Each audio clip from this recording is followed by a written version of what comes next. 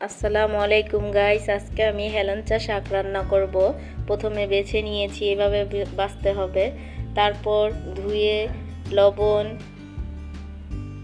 পেঁয়াজ কুচি, কাঁচামরিচ দিয়ে সিদ্ধ করে নিতে হবে।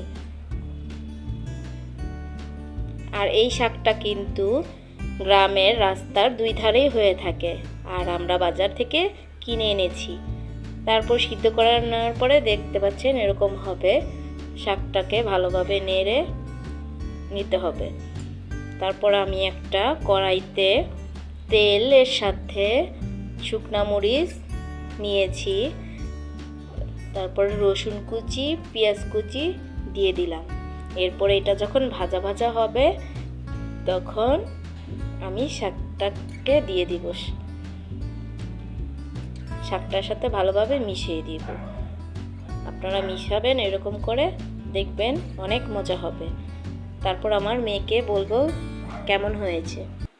তো গাইস, খুব মজা হয়েছে। আর একটা লাইক, কমেন্ট, শেয়ার আর সাবস্ক্রাইব কিন্তু অবশ্যই করবেন। Tata, bye bye.